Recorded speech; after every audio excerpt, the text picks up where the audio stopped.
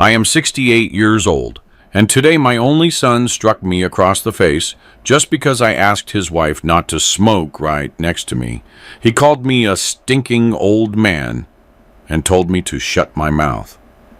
She just laughed, commenting that it was about time someone put me in my place.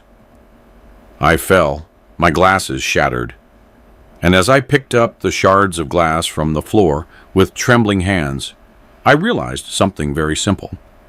For 15 years, I endured humiliations because I believed that was what you called family. For 15 years, I kept quiet about what I actually had. For 15 years, my son didn't even suspect what I truly possessed or who had acted as a real father to him all that time. But 15 minutes after that blow, I made a phone call, and everything changed forever. My son was convinced I was a helpless old man hanging around his neck. He was wrong. Now, let's get back to the story. The kitchen smelled of homemade chicken broth and pan-seared steaks because Elias Thistleton had been cooking since the early hours of the morning, just as he had done every day for 15 years. He stood at the sink, washing dishes, and looking out the window at the November yard, where the wind dragged the last yellow leaves across the wet asphalt.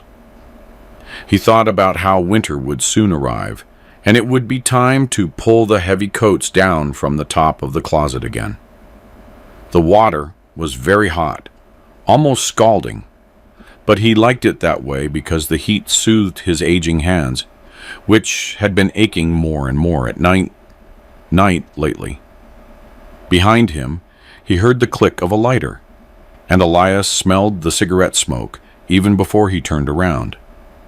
Brianna, his daughter-in-law, was sitting at the kitchen table with one leg crossed over the other, smoking and flicking ash directly into her half-finished cup of tea.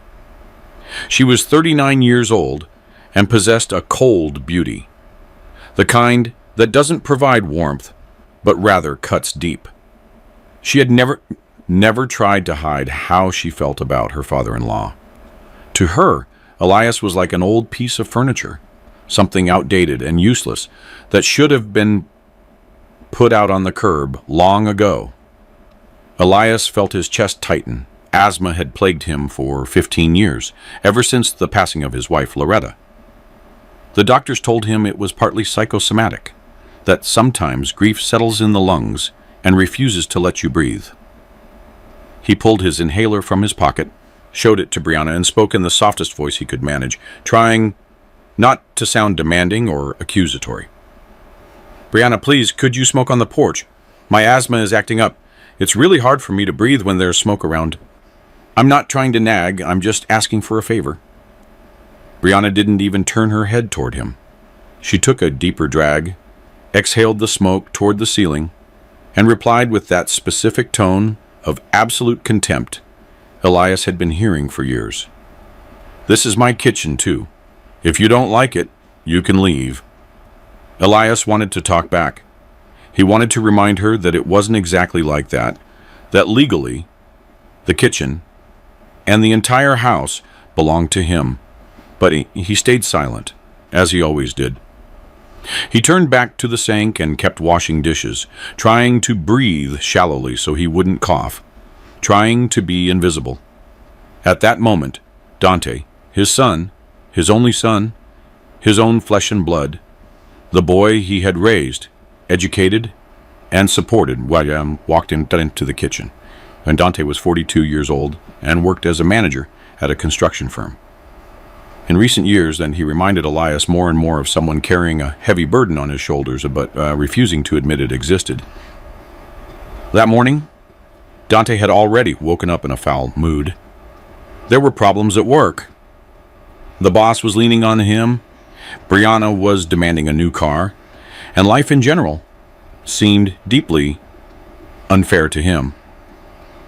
Dante caught his father's last words and stopped in the doorway. His face twisted into a look Elias knew all too well, that scowl of irritation that so easily turned into rage. "Are you at it again?"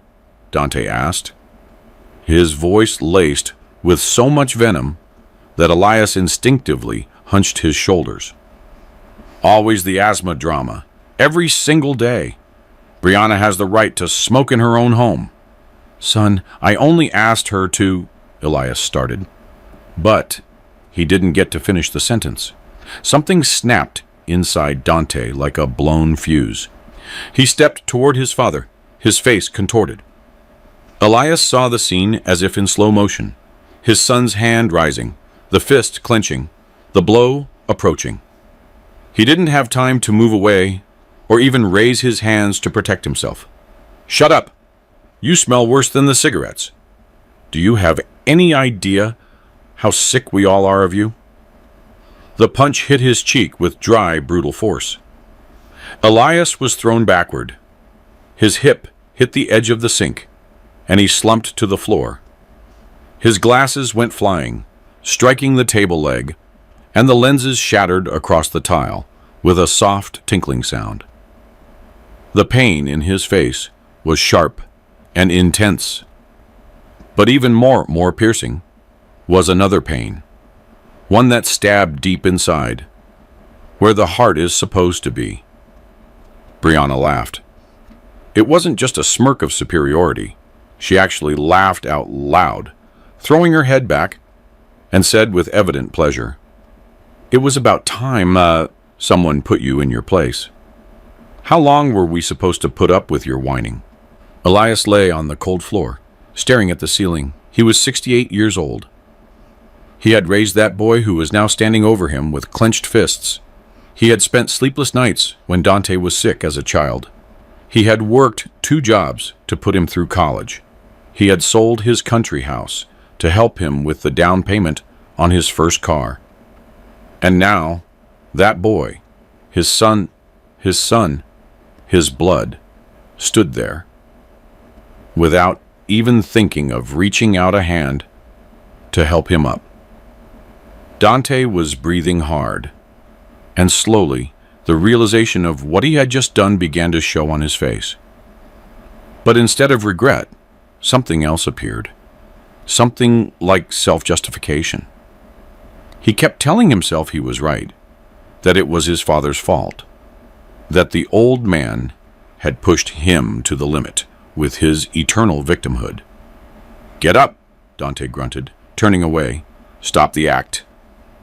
Elias pushed himself up slowly. Then he stood up just as slowly. His knees were shaking, but he forced himself to stand tall. He leaned over and began picking up the remains of his glasses, placing them carefully in his palm as if they were something precious, something that could still be repaired. Brianna stubbed her cigarette out in her teacup, stood up, and said with a smile, "Come on, Dante, let him clean up. At least he's useful for something." They left the kitchen, and Elias was left alone. He stood motionless for a few seconds, holding the broken glass in his hand and staring at the door through which his son and daughter-in-law had disappeared. Something changed inside him at that moment. Something shifted and clicked into place like an audible snap. He had been enduring this for 15 years, convincing himself it was normal, that all families had problems, that his son was just tired from work, that Brianna simply didn't understand him. For 15 years, he had lied to himself. But now, standing in that kitchen with a swollen face and shattered glasses, Elias finally saw the truth. This wasn't a family. It never had been. It was something else, something ugly and cruel that he only called family because he was terrified of being alone. He went to his room, a tiny space at the end of the hall that they had assigned to him when he moved in after Loretta's death 15 years ago. It was the smallest room in the house, an old storage closet they had barely converted into something resembling a bedroom. It held a narrow bed, an old dresser, and a nightstand with a lamp. On the wall hung a single photo of Loretta his late wife, who looked at him with a soft smile, as if she wanted to tell him something important. Elias sat on the bed and just stayed there, staring at the wall. He felt his cheek throbbing and could tell a bruise was forming. Everyone will see it tomorrow, he thought distantly. The neighbors would see it and ask questions. He would have to lie and say he fell, as usual. Then he remembered something. A business card he had received 3 months earlier from a young notary who had come to the building regarding a neighbor's inheritance. That notary, a serious woman in her late 30s, had stayed to talk to him a bit longer than necessary. And Elias, without really knowing why, had told her more than he should have. He told her about his son, who would go weeks without speaking to him, and about his daughter-in-law, who told him he was a burden. He told her how he felt like a stranger in his own home. The notary had listened intently and given him her card. "If you ever want to get your affairs in order, call me," she had said. "Sometimes tidying up your documents helps tidy up your life." Elias pulled that card from the nightstand drawer where it had sat all those months and looked at it with his nearsighted eyes. Without his glasses, the letters were a blur, but he already knew the number by heart. He had been looking at it every night before bed for weeks, thinking that one day he would call. That day had arrived. He took out his old flip phone, the one Dante called a museum piece and always told him to throw away, and dialed the number. The ringtones seemed too loud in the silence of the room. "Kensington and Associates." "Good morning," a woman's voice answered. "Good morning," Elias said. His own voice sounded strange to him, calm and firm, as if it belonged to someone else. "This is Elias Thistleton. You gave me a card about 3 months ago. Do you remember?" There was a brief pause, and the tone on the other end became warmer. "Of course I remember, Mr. Thistleton. Are you ready?" Elias looked at Loretta's photo on the wall. She was still smiling at him, and it seemed to him that she was nodding her head. "Yes," he replied. "I'm ready. Could you come today? Right now, if possible." He gave her the address, which she already knew, and hung up. Then he lay back on the pillow and closed his eyes. His heart was beating too fast, and he felt pressure in his chest. But it wasn't the asthma. It was something else. Something very much like the feeling of liberation. For the first time in 15 years, Elias felt like his life was in his own hands. He stayed like that for a few minutes, listening to the sounds of the house. From the living room, the voices of Dante and Brianna reached him. They were watching television, talking about something, and laughing. They had already forgotten what happened in the kitchen. To them, it had been nothing more than an episode, an unimportant scene. They didn't know that this episode had changed everything. Elias got up from the bed and went to the closet. On the top shelf, behind several old sweaters, was a box. He took it down and opened it. Inside were documents. Many documents he had been keeping for years without showing them to anyone. Deeds, lease agreements, bank statements. The history of his true life. The part of his life his son knew absolutely nothing about. He spread the documents out on the bed and began reviewing them, checking that everything was in order. The deed to the house they were living in, this very house, bore his name. He had never transferred it to Dante, even though he had promised 2 years ago. Something had held him back. A kind of inner voice whispering, "Wait, don't rush. First, see what kind of man your son becomes." Now, he saw it clearly. There were also the deeds to 2 other apartments in the city center that Elias had been renting out through an agency for years. The rent went into an account in his name, an account Dante knew nothing about. He didn't know because he never asked. He was never interested in how his father lived, if he had money, if he needed help.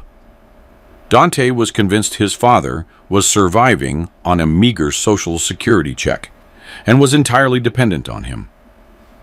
That certainty made him arrogant and cruel because he was convinced Elias had nowhere else to go. Poor old man, without a dime. Where's he going to go? Dante thought. He was wrong. Suddenly, a sharp pain pierced his chest, and Elias clutched his heart. It was a strong, stabbing pain, unlike anything he had felt before. He tried to inhale, but the air wouldn't enter his lungs. Black spots clouded his vision, and he realized he was falling. But he couldn't do anything to stop it. The last thing he saw before losing consciousness was Loretta's face in the photograph on the wall. She was still smiling. The crash of the fall echoed throughout the house, and for a few seconds, the house went silent. Then, from the living room, "Mom," Dante's irritated voice was heard. "What was that now?" "He dropped something again." Brianna let out a laugh. Maybe he finally tripped over his own feet. "Ignore him. He'll manage." But the noise didn't repeat, and no sound came from the room.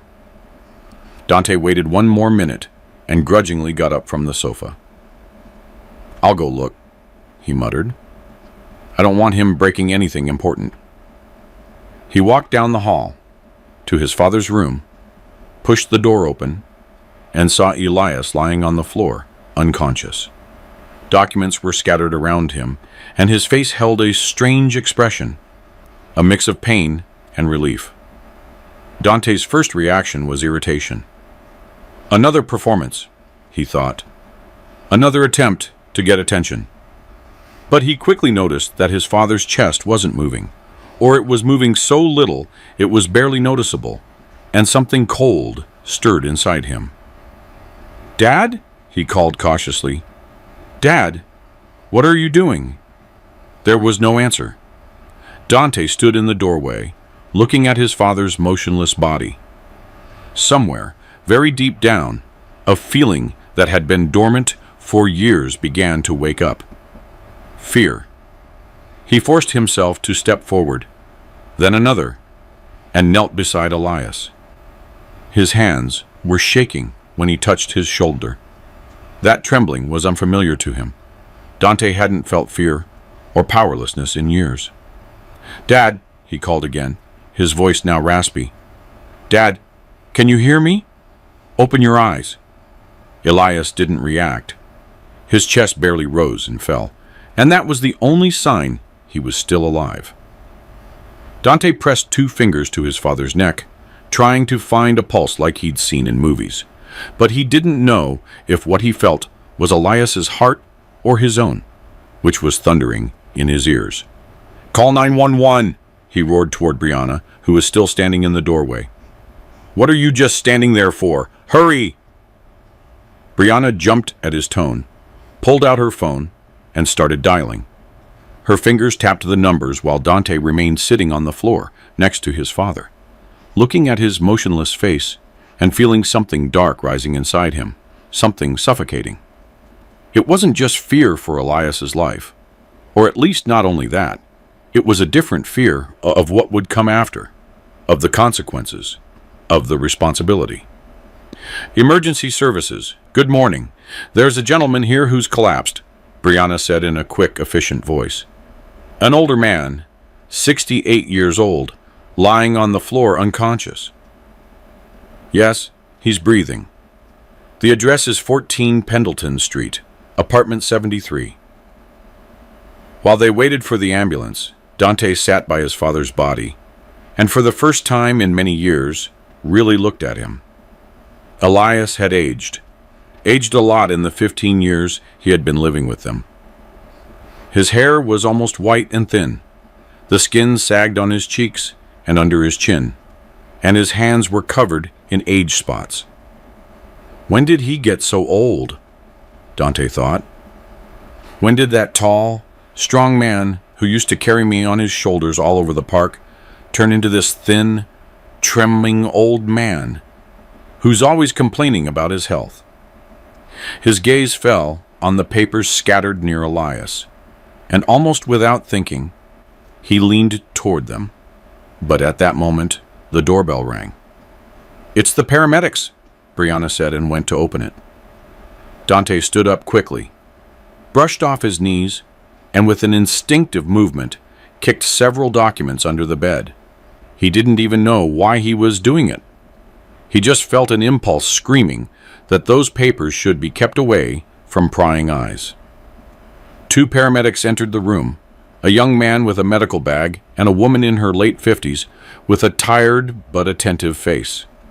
The woman immediately knelt beside Elias to examine him, while the young man opened the bag and pulled out equipment. "Heart attack," the doctor said after a minute, addressing her partner. "His blood pressure is dropping. Let's get an EKG on him now." Dante leaned against the wall, watching what they were doing, feeling out of place in that tiny room. Brianna stayed in the hallway, and he could hear her on the phone with someone, probably a friend, gossiping about what was happening. Suddenly, the doctor raised her head and looked directly at him. Her gaze was sharp, evaluative, and under that scrutiny, Dante felt uncomfortable. "Your father?" she asked. It wasn't exactly a question. "Yes," he replied. "Elias Thistleton, 68. He has asthma. He uses an inhaler." The doctor nodded but continued to look at him with the same focus. "And that bruise on his face? And the wound on his temple?" The Dante's mouth felt dry. He swallowed hard and blurted out the first thing that came to mind. "He fell," he said. "I guess when he got dizzy.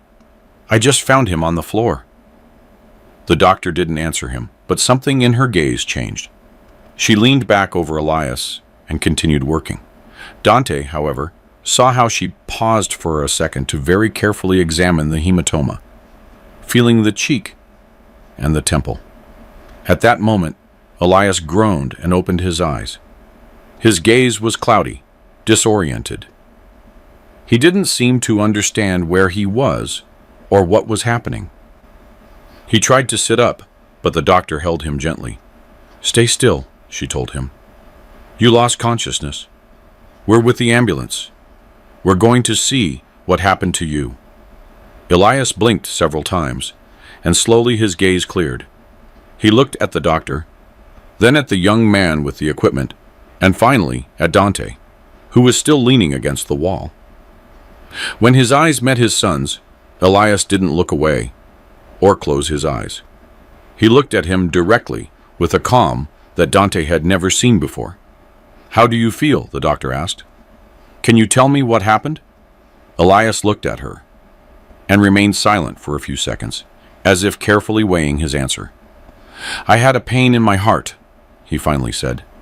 "I got nervous and fell." The doctor leaned a little closer to him and lowered her voice, though Dante managed to catch every word. "Mr. Thistleton, that bruise on your cheek isn't from a fall. I've been a doctor for 30 years, and I know very well what a punch looks like. Someone hit you." The silence became thick, almost tangible. Dante felt his heart beating in his throat and wanted to run out of there, to be anywhere else but in that room, charged with expectation. Elias looked at his son for a long time, intently, as if seeing him for the first time in his life. Then he looked back at the doctor. "I fell," he repeated in a low but firm voice. "I tripped on the threshold and fell." The doctor held his gaze for a few more seconds. "Are you sure?" Elias nodded. "Sure." Dante exhaled, not realizing he had been holding his breath the whole time. His father had just covered for him. The same father he had punched in the face 15 minutes earlier had just lied to protect him. He should have felt gratitude. But what he felt was something very strange, a mixture of shame and irritation, as if he had been unmasked. The doctor pulled a card from her pocket and left it on the nightstand. "This is my personal card," she said to Elias. I'm Dr. Nia Sterling. If you need help, and any kind of help, call me. I mean it." Elias looked at the card, then at the doctor, and a slight smile touched his lips. "Thank you, Dr. Sterling. I'll call you." The next half hour was filled with medical procedures. They did an EKG, took his blood pressure several times, and gave him some pills under his tongue. The young man asked him what medications he took, what chronic illnesses he had, and if he was allergic to anything. Elias answered with patience and detail, and Dante listened in surprise, discovering that he didn't know even half of what his father was telling them. He didn't know his father had high blood pressure for 5 years.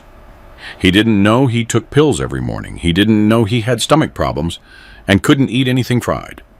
He had been living wall to wall with this man for years and knew practically nothing about him. Finally, the doctor announced that his condition had stabilized and hospitalization wasn't necessary, but he needed absolute rest for at least a week, followed by a mandatory visit to a cardiologist. "Is there someone who can take care of him?" she asked, looking at Dante.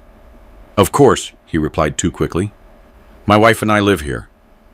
The doctor again fixed him with that gaze that made Dante feel like a child caught in a lie.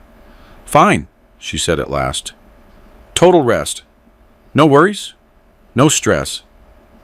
She emphasized those last words in such a way that even Dante got the message.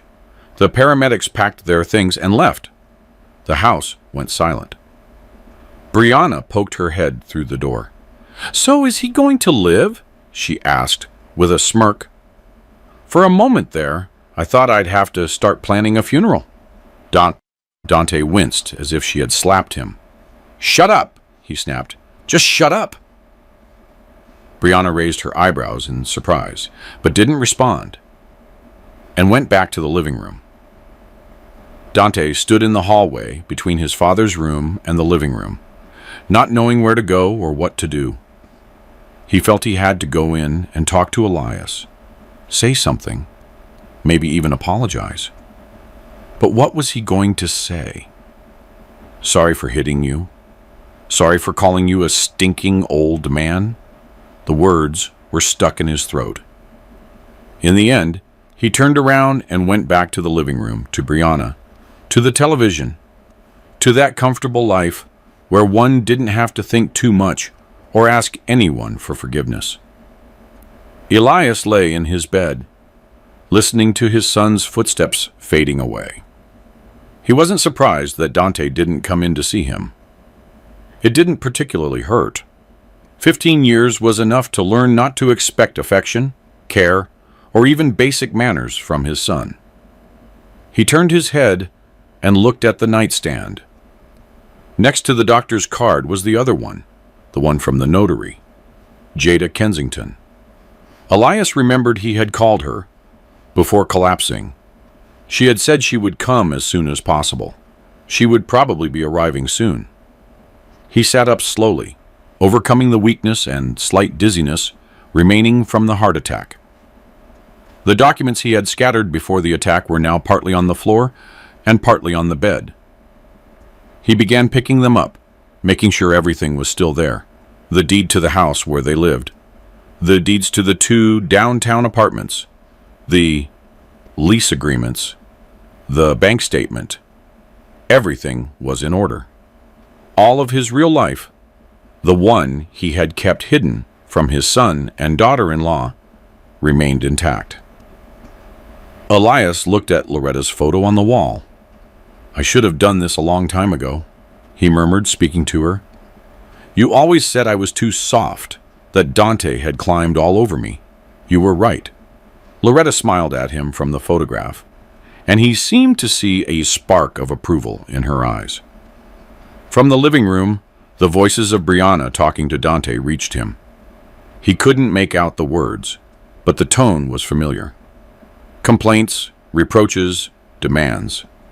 She had always been complaining and demanding something from the very day she joined the family. Elias remembered the first time he saw her 20 years ago. Dante, then 22, and a recent college graduate, came home with a very beautiful girl with a cold gaze. Loretta had read her instantly. She saw what he was unable to see, blinded by infatuation. "That girl is going to be a disaster for our family," she had told him. Back then, Elias hadn't listened. He believed his son's love was sacred, and that he shouldn't interfere. Now, he understood that Loretta had been right, as she almost always was. The doorbell rang, and Elias heard Dante go to open it. Voices in the entryway, surprised, tense, then footsteps down the hall. "Dad," Dante's voice came from the bedroom door. "Some lawyers are here to see you." Elias placed the documents in a folder, stood up, and smoothed his clothes. His legs were a bit shaky, but he forced himself to stand straight. It was important to appear strong and show that he was in control of the situation. "Let them in," he replied. "And you come in too. This concerns you." The notary, Jada Kensington, was exactly as Elias remembered her. A tall woman with a straight back and very attentive gray eyes that seemed to see right through people. She wore an impeccable navy blue suit, her hair was pulled back in a bun, and she gave off that sense of firm calm possessed by people accustomed to handling other people's secrets and other people's money. Behind her came a young man in his 30s with a leather portfolio, her assistant. "Mr. Thistleton," she greeted, entering the small room and taking a quick, evaluative look. "I came as soon as I could. You told me it was urgent." "Yes," Elias replied, pointing to the only chair in the room. "Please, sit down. The conversation is going to be long." Dante stood in the doorway, looking from his father to the notary without understanding a thing. He was clearly unsettled, and that bewilderment made him uneasy. Over the last 15 years, he had grown accustomed to his father being as predictable as an old clock. He always knew what to expect from him, and suddenly everything had gone off script. "Dad, what's going on?" He tried to keep his voice steady. "Why do you need a lawyer when you almost died just now?" Elias looked at him, and in that look there was no anger or resentment, only the deep exhaustion of someone who has carried too much weight for too long and finally decides to let it go. "Precisely because of that, son," he answered. "Because I almost died. That made me realize something. Life ends at any moment, and I want to get my affairs in order. Come in and listen. It will interest you." Dante walked in slowly and leaned against the wall, crossing his arms over his chest. That pose was intended to convey confidence, but it only revealed his nervousness. Brianna appeared behind him, poking her head in with curiosity, and Elias invited her in as well. "You can listen too, Brianna. This involves both of you." The notary took her seat and opened the folder she had brought. The young assistant stood by, ready to take notes or hand over documents when needed. "Mr. Thistleton," Jada began in a professional tone. "3 months ago, you mentioned you wanted to organize your estate affairs. I have prepared all the necessary documents based on the information you gave me then. But before we proceed, I must confirm that your decision is final." Elias nodded. "Final and irrevocable." Dante moved restlessly. "What decision? What are you talking about? Dad, explain exactly what's happening." Elias looked at him for a few seconds in silence, observing this 42-year-old man, his only son, and trying to find in him the child who once ran into his arms shouting, "Daddy, Daddy," and laughing with joy. But that child was gone. In his place was a stranger, with a hard face and a cold gaze. The same one who 2 hours earlier had punched him in the face and called him a stinking old man. "I'll explain now," he finally said, "and sit down. This won't be easy to hear." Since there was nowhere to sit, Dante stayed leaned against the wall. Brianna pressed close to him, putting a hand on his shoulder in a gesture of silent support. The notary pulled out the first document and laid it on the bed in front of Elias. "Let's start with the main item," she said. "The deed of ownership for the house at 14 Pendleton Street, apartment 73. That is, this house we are in right now." Dante smiled in relief. "Finally," he exclaimed. "It's about time. I thought you'd never decide. You should have put it in my name years ago." The notary looked up and regarded him with a neutral expression. "I don't think you understand, Mr. Dante. This is your father's deed. The house belongs to Mr. Elias. It always has, and it still does." The smile slowly faded from Dante's face. "What do you mean, it still does?" he stammered. "Dad promised to transfer it 10 years ago. We agreed on that." Elias shook his head. "I promised you." "Yes. And I intended to do it. But there was always something that held me back. An internal feeling I couldn't explain. Now I know what it was. I was waiting. I wanted to see what kind of man you would become." Dante turned pale. His crossed hands tightened over his chest. "And what does that mean?" he asked in a thin voice. "That now you've decided to punish me for what happened in the kitchen?" Elias didn't answer immediately. He looked at him for a long time, as if wanting to etch every feature of his face into his memory, as if it were the last time he would see him. "For what happened in the kitchen," he repeated slowly. "Is that what you call it? You hit me, Dante. You slapped your father, and you called me a stinking old man, and your wife laughed." Brianna flinched, as if she had been slapped herself, but she said nothing. Her eyes narrowed, and she looked at her father-in-law with ill-disguised hatred. "I lost my cool," Dante gritted his teeth. "I was wrong, I know that. But it's not like you need to put on this whole circus with lawyers in the house." The notary cleared her throat discreetly. "If I may, I will continue," she said. "There is still much to review." She pulled out 2 more documents and placed them on the bed next to the first one. Deed of ownership for an apartment on Broad Street, number 8, apartment 42, 2 bedrooms, 780 square feet. And the deed for an apartment on Liberty Boulevard, number 22, apartment 115, 3 bedrooms, 980 square feet. Both properties also belong to Mr. Elias Thistleton. The silence that followed those words was deafening. Dante stood motionless, his face shifting from bewilderment to shock and back to bewilderment. Brianna opened her mouth, but no sound came out. "What?" Dante finally managed to articulate. "What apartments? Where did they come from?" Elias crossed his hands over his knees and spoke calmly, as if commenting on the weather.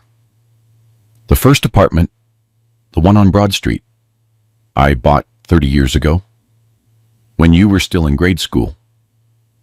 Your mother and I saved for years. We wanted you to have something of your own when you grew up. Then we bought the one on Liberty Boulevard about 20 years ago. I've had both apartments rented out all this time. The money went into a special account that you knew nothing about." "And why?" Dante whispered. "Why did you never say anything?" "Did you ever ask?" Elias countered. And for the first time, a hint of bitterness crept into his voice. "In these 15 years, did you ever ask how I was living? If I had money for medicine? If I needed anything?" Dante didn't answer. His silence spoke for itself. Elias continued. "You were certain I was a poor old man hanging around your neck, living off a miserable Social Security check, and entirely dependent on you. That idea made you arrogant. You thought I had nowhere to go, that I would put up with anything because I had no other choice." He paused and looked him in the eye. "But I do have a choice, Dante. I always had. I just didn't want to use it because I believed family was above money, above pride, above everything. I was wrong." Brianna finally recovered her voice, stepping forward, trembling with rage. "There has to be some mistake," she spat. Where would you get the money for 2 downtown apartments? You were just a low-paid engineer your whole life. Elias turned to her and offered a slight smile. A simple engineer, he repeated. Yes, I was an engineer, but I also secured several patents for my inventions, back when the industry still paid well for good ideas. I sold licenses to several companies. With that money, I bought the apartments, and there was plenty left over. The notary pulled out a bank statement and placed it on top of the other documents. The current balance of Mr. Thistleton's account, she read in a neutral tone, is approximately $53,000 plus monthly income of about $1,300 from the rent of the 2 apartments. Brianna turned so pale she looked ready to faint. She grabbed Dante's arm for support, but Dante wasn't much better. Almost $53,000, he murmured. And 2 apartments downtown. Dad, why were you living in this tiny room? Why were you putting up with all of this? Elias stood up. He moved slowly, still weakened by the heart attack, but he stood straight, and in his posture, something new had appeared, a dignity he had been hiding for years. Because I wanted to be near my family, he answered. Because after your mother died, the house felt enormous and empty. I thought I'd be better off near my son. I believed you loved me, Dante, that you just found it hard to show it, like many men do. I made excuses for every sharp word, every look of contempt, every lack of respect. He walked to the window and looked at the gray November yard. I paid for everything in this house, he continued, without turning around. Did you think it was your salary? No, every month I left envelopes with cash in your room for food, utilities, repairs. You thought you were the one earning it all, but it was my money. That's not true, Brianna protested, though her voice lacked conviction. Dante earns good money. Dante earns well, Elias admitted, but not well enough to maintain the lifestyle you both lead. A new car every 3 years, vacations abroad every summer, expensive clothes, restaurants, whims. Where did you think it was all coming from? He turned back to her. I know you've never liked me, Brianna. I know you always saw me as a burden and dreamed of getting me out of the way. I've heard your conversations about putting me in a nursing home. I've heard you call me old, useless, and stinking. I've heard it all. Brianna stepped back as if the words had physically hurt her. And I endured it, Elias finished. I endured it for my son, for the idea of family, for the hope that one day things would change. Today, that hope died. The notary observed him intently. Mr. Thistleton, she intervened softly, if you wish, we can leave this for another day. After today's events, it would be best if you rested. Elias shook his head decisively. No, he said firmly. Today, now. I've waited long enough. He turned to Dante and Brianna. I'm going to sell this house, he announced. There's already a buyer. The documents are ready. Only the signature is missing. You will have 30 days to find another place and move out. What? Brianna whispered. You can't do that. This is our home. We've lived here for 15 years. This is my home, Elias corrected calmly. It has always been mine, and I can do with it whatever I wish. Dante remained silent, his face devastated by a mix of rage, fear, shame, and despair. Where are we going to go? He finally asked in a hollow voice. We don't have the money for another house. We can't rent anything in this neighborhood. That is no longer my problem, Elias replied. There was no cruelty in his tone, only exhaustion. For 15 years, I solved your problems. Now you will have to solve your own. He looked at the notary and nodded. Let's sign, he said. I want this closed today. Jada spread the documents on the small table where Elias usually read at night.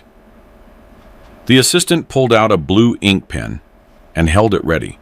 Everything proceeded with bureaucratic calm, as if it were just any ordinary transaction, and not an act that was overturning the life of an entire family. Dante, leaning against the wall, watched with wide eyes as his father signed the papers that left him without a home, without money, without a future. He felt he should do something, say something, stop this madness somehow, but he couldn't move. His feet seemed glued to the floor, and his tongue to the roof of his mouth.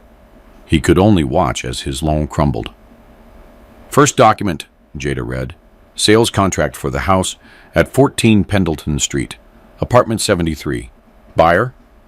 Sterling Vance, entrepreneur, prepared to close the purchase within 1 week, following the signing of this preliminary contract. Transaction amount? $80,000. Brianna let out a moan that sounded like the whimper of a wounded animal. $80,000. The house she had lived in for 15 years, the one she considered hers, was worth $80,000. And all that money was slipping through her fingers right before her eyes. Wait, Dante said, finally pushing off the wall and taking a step forward. Wait, please, Dad. Let's talk. Let's talk calmly. Without lawyers.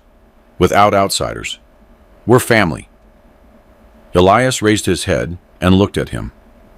In his eyes, there was no rage or desire for revenge, only the infinite sadness of someone who has been waiting for words for years that never came. Family, he repeated, savoring the word. Today in the kitchen, you told me to shut my mouth. You hit me in the face. Brianna laughed. That is what you call family. I went too far, Dante said, his voice breaking. I was terrible. I know. But that's no reason to destroy everything we've built over so many years.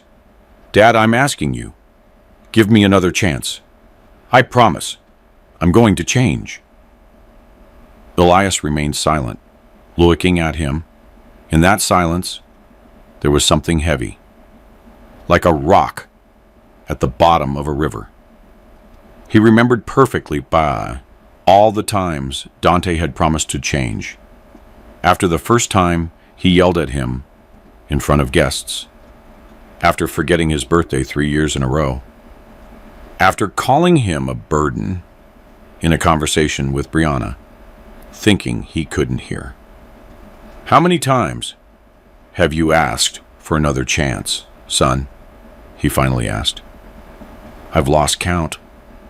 And every time I believed you, because I wanted to believe you, because you are my son, my blood. I have loved you more than anything in this world. He stood up and approached Dante, stopping a step away from him. Father and son stood face to face, separated by a chasm of 15 years of unsaid reproaches and unshed tears. But today you crossed a line, Elias continued. And not just because you hit me. The blow is only a consequence. What broke me was seeing the contempt in your eyes. The contempt for the man who gave you life. And I realized I had been fooling myself. Dad, Dante whispered, his eyes filling with tears. Dad, please. Brianna stepped in, pushing him aside with her shoulder. Her face was contorted with a mixture of fear and ire. You have no right, she spat. We've spent 15 years taking care of you, putting up with your illnesses, your complaints, your constant presence in our house. We deserve this house. You owe it to us. Jada raised an eyebrow, but kept quiet. The assistant took a step back, trying to disappear. Elias looked at his daughter-in-law, and in his expression, there was neither hate nor contempt. There was something resembling pity. Taking care of me? Elias repeated. Brianna, in 15 years you haven't even brought me a glass of water when I was sick. You never asked how I felt. You never said a kind word to me, You smoked right in front of me, knowing I have asthma. You called me a stinking old man behind my back. You talked to your friends about when I would finally die, just so you could have my room. Brianna opened her mouth to protest, but Elias raised his hand to stop her. I heard everything, he said. The walls here are thin, and despite what you believe, I still hear quite well. I heard every single thing you said about me, and I stayed silent because I had hope that you'd get over it, that you'd eventually get used to me, accept me as part of the family. It wasn't like that, and it never will be. Brianna turned to Dante, looking for support. Dante, say something. He's your father. Talk to him. Dante raised his head and looked at her, and in his eyes flashed something new, a bitter lucidity. What do you want me to say? He replied in a low voice. That he's not right? But he's right, Brianna, about everything. He looked back at Elias. I didn't know you heard everything, he admitted. I thought you locked yourself in your room and didn't notice anything. I thought... He stopped, unable to continue. Elias nodded slowly. You thought I was a senile old man who doesn't notice anything anymore, he said. That hurts too, son. It hurts a lot. Jada cleared her throat again gently. Mr. Thistleton, if you'd like, we can take a break. No breaks, he said firmly. Let's continue. He went back to the bed, took the first document, and reviewed every line, every figure, every word. Then he grabbed the pen and signed at the bottom of the page with a clear, firm hand, without hesitation. Brianna stifled a scream, as if that signature had caused her physical pain. No, you can't, she sobbed. This is our house. She lunged toward the bed, trying to snatch the paper, but the notary's assistant was faster. He caught her hand gently but firmly and moved her away. Please, calm down, he said. Any pressure or aggression toward the participants can be considered coercion and have legal consequences.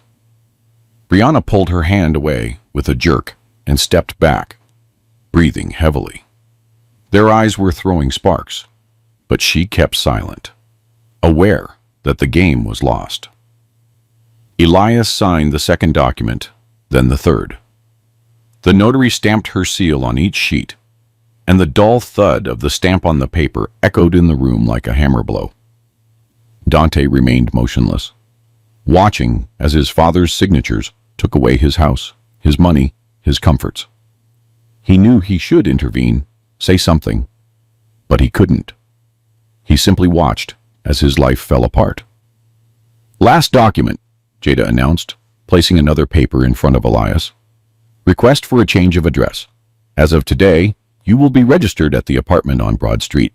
Number 8, apartment 42. Elias signed that one too. Done, he said, setting the pen down. It's over. He stood up and looked at his son and daughter-in-law. They stood side by side, but a rift seemed to have opened between them. Brianna looked at Dante with reproach, as if it were all his fault. Dante looked at the floor, unable to raise his eyes. You have 30 days, Elias said. Find another place and go. The buyer is willing to wait that long. Dad, Dante whispered, where are we going to go? We don't have the money to rent anything decent. We haven't saved. We won't be able to woo. His voice broke. Elias looked at him, and something like pity stirred in his chest. After all, he was still his son, the boy he had rocked in his arms, to whom he had sung lullabies, whom he had taught to ride a bike. But that boy had been lost a long time ago. You're a grown man, Dante, he finally said. It's time you learned to solve your own problems. I've been doing it for you for far too long. He turned to the notary. Thank you, Attorney Kensington. I appreciate your help very much. Jada gathered the documents, placed them in the folder, and stood up. That's what we're here for, she replied. If you need anything else, you know where to find me." She headed for the door, and her assistant followed. Before leaving the room, she stopped and looked at Elias. "You've done the right thing," she told him in a low voice, meant only for him. "Don't doubt it." Elias nodded, and she left. The front door closed, and the house fell silent again. Brianna was the first to speak. She turned to Dante, her face contorted with rage. "This is all your fault," she spat. "Because of your little macho performance in the kitchen? If you hadn't hit him, none of this would have happened. We've lost everything because of you." Dante raised his head and looked at her. In his eyes was something new, a painful clarity. "Because of me," he repeated slowly. "Yes, surely because of me. But you laughed too, Brianna. You said it was time to put him in his place. You were glad when I hit my father." She opened her mouth to reply, but found no words. She stood there, in the middle of the room, opening and closing her mouth like a fish out of water. Elias looked at them with a strange expression, a mix of sadness and relief. Finally, he saw his son exactly as he was, a weak man who had allowed his wife to run his life, a coward who hadn't been able to defend his own father, but also someone in whom, despite everything, a shred of conscience remained. "Dante," Elias said in a softer voice, "I'm not doing this for revenge.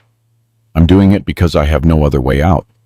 If I stay here, you'll keep treating me the same way. You'll yell at me, you'll insult me, maybe you'll hit me again, and one day my heart won't take it." He paused and looked him in the eye. "I want to live, son. I'm 68 years old, but I'm not ready to die yet. And to live, I have to leave here. It's the only way." Dante listened, and his face changed. The rage and offense gave way to something else, a hard, unpleasant understanding.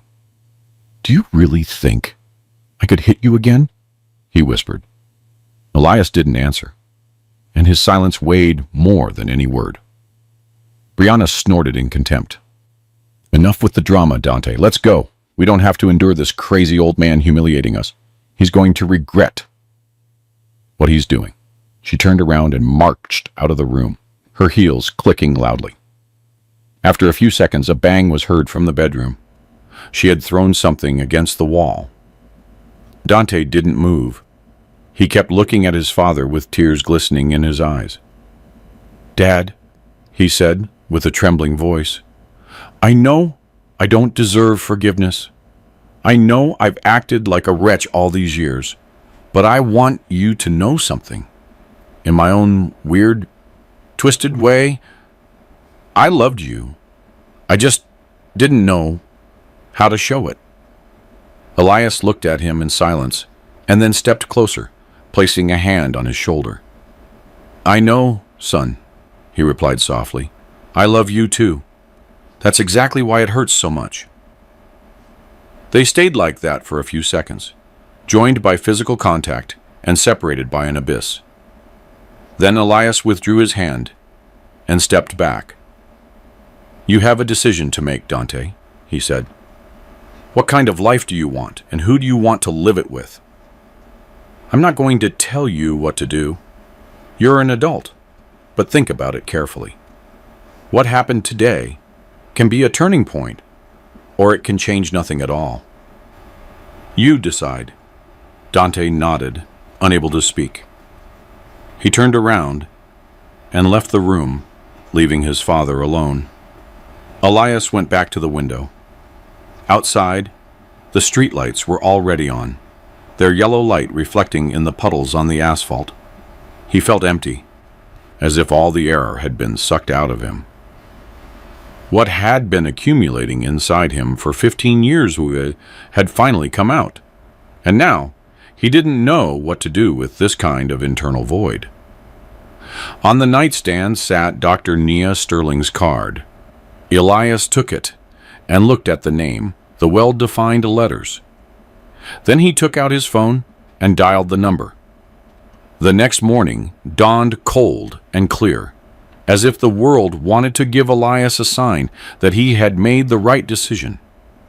Sunlight flooded his small room with a golden glow, and dust motes danced in the air like tiny ballerinas on an invisible stage. He woke up early, before 6, and lay there for a while, staring at the ceiling and listening to the silence of the house. On the other side of the wall, everything was quiet. Normally at this hour, Brianna was already making noise in the kitchen and shouting into her phone at her friends, without worrying about waking anyone. But that day, nothing was heard. It felt as if the entire house had been emptied, as if what happened the day before had sucked all the life out of the place. Elias got up slowly, overcoming the slight dizziness that still reminded him of the heart attack. The doctor had recommended rest and no stress, but he knew this would be one of the most difficult days of his life, the day he would walk through the door of that house for the last time. He opened the closet and pulled out an old suitcase, the same one he and Loretta had taken on their honeymoon 45 years ago. It was worn and faded, but it was still sturdy, just like him, having survived so much and still standing. He opened it and began packing his things, carefully choosing what he wanted to take into his new life. The first thing he did was take Loretta's photo down from the wall and wrap it very carefully in a soft sweater so it wouldn't break during the move. Loretta looked at him from the image with her loving eyes, and Elias felt she was nodding, as if saying, "Finally, you dare. Finally, you're doing what you should have done years ago." Then he folded a few shirts, a couple of pairs of pants, a coat, and the thick sweater Loretta had knitted for him shortly before she died. He only wore that sweater on special days when he wanted to feel her close. That day was one of them. At the bottom of the suitcase, he placed a book, a volume of poems his father had read to him as a child. That book had been passed down from generation to generation, and Elias had dreamed many times of giving it to his son, so he could give it to his own. Now he understood that plan no longer made sense. The chain had broken along the way, and it wasn't only Dante's fault. He packed the suitcase slowly, without haste, as if performing an important ritual. Every object he touched carried a memory, people, place, moments that had made him who he was.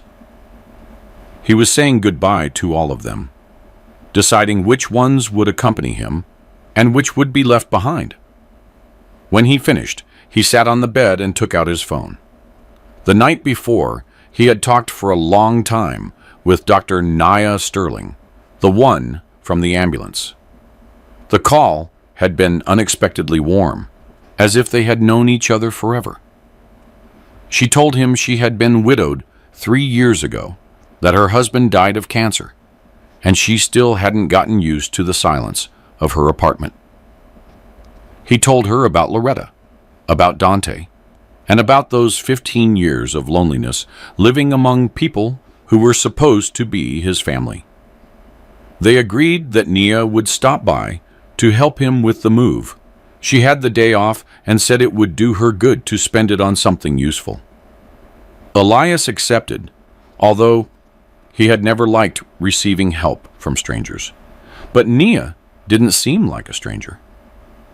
He felt in some strange way that they had found each other after a long time.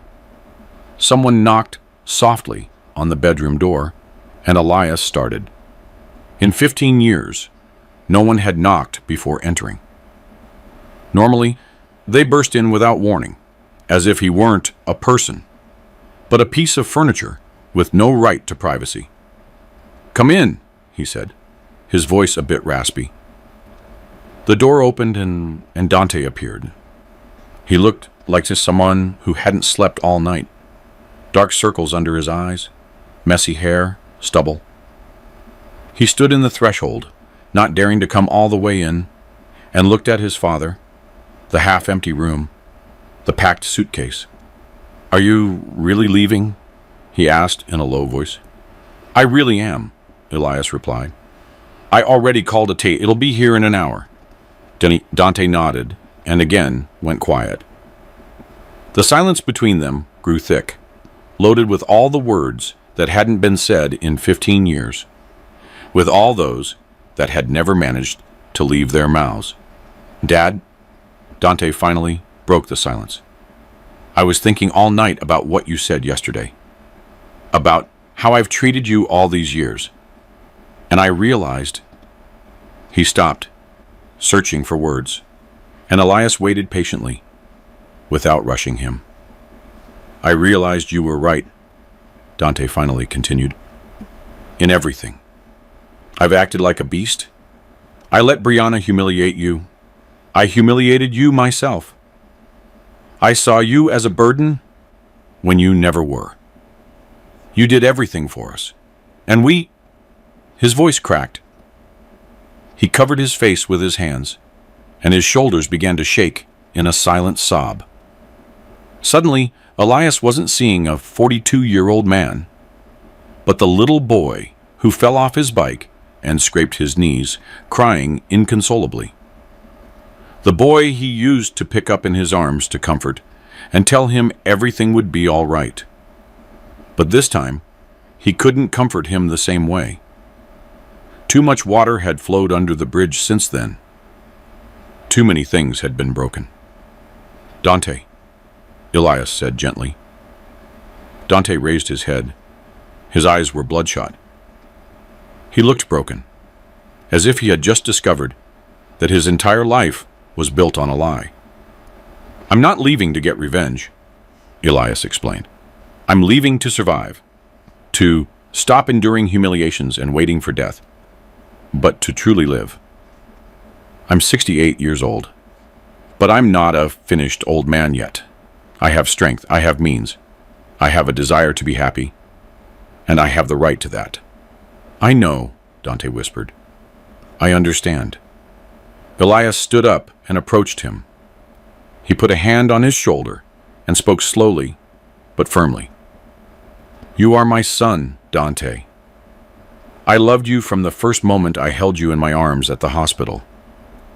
I loved you when you took your first steps. I loved you when you brought home your first bad grade from school. I loved you even when you were hurting me. That affection is not going to disappear. It will stay with me until my last day." He paused and looked him in the eye. "But loving someone doesn't mean putting up with everything. It doesn't mean giving up your dignity, your health, your life for people who don't value that sacrifice. For years, I confused love with self-destruction. No more." And Dante listened to him and nodded slowly, as if each word were clicking into place inside him. "What do I do now, Dad?" he finally asked. "How am I supposed to move on?" Elias sighed and looked out the window. The yard was bathed in early morning sun. "I can't tell you that, son," he replied. "You're 42 years old. It's about time you made your own decisions and faced their consequences. But if you want on a piece of advice," he turned back to him, "think about what kind of life you want and who you want to live it with. Brianna isn't a bad person at her core, but with you, she brings out your worst. By her side, you become someone you don't want to be. I'm not telling you to leave her. That decision is yours. But ask yourself if you're happy, truly happy, not just used to it." Dante remained silent, and Elias knew from that silence what the answer was. No, he wasn't happy. He had probably gone years without being so, but he didn't dare admit it even to himself. Footsteps came from the hall, and Brianna appeared in the doorway. She was dressed and made up as if she were going out, and on her face was the usual frozen contempt. What are you doing here? She snapped at Dante. Why are you coming here to humiliate yourself in front of him? He's throwing us out on the street, and you're here whimpering like a child. Dante stood up slowly and looked at her. In his eyes shone that new firmness Elias had never seen in him. I'm talking to my father, he said calmly, but with a tone that admitted no reply. And that isn't lowering myself. That's called being a son. Brianna opened her mouth to protest, but Dante raised his hand to cut her off. Wait for me in our room, he ordered. We have many things to talk about. Brianna looked at him as if she didn't recognize him, then snorted in contempt and walked away, her heels striking the floor. Dante turned back to Elias and offered a sad smile. First step, he said. A tiny one? But it's a step nonetheless. Elias nodded and felt something warm opening in his chest. It was hope. Small, fragile, but hope that his son could still no change. At that moment, his phone rang. Elias looked at the screen. An unknown number, though he guessed who it was. Yes, he answered. Mr. Thistleton. It's Nia. The doctor's soft voice sounded. I'm already downstairs at the building entrance. Letitia has also arrived. Are you ready? Elias looked at the suitcase, the almost empty walls, his son standing by the door. Yes, he said. I'm ready.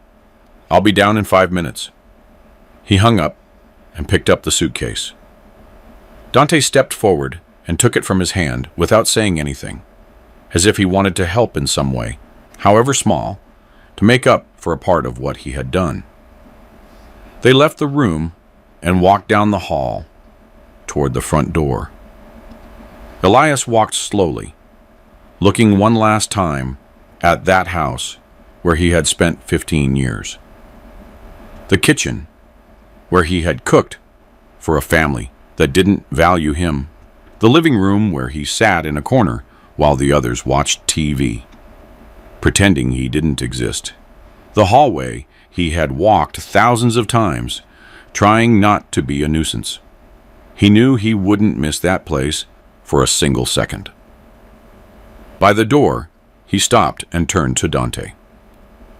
Father and son stood face to face. The abyss between them was no longer as deep as the day before. It still existed, but between the two shores, a bridge was beginning to take shape. Flimsy, unstable, but a bridge. Dad, Dante stammered, his voice breaking. I don't know what to say. Forgive me for everything. Elias looked at him for a long time, and then did something he hadn't done in years. He hugged him. He hugged him tightly. That father's hug that calms childhood fears.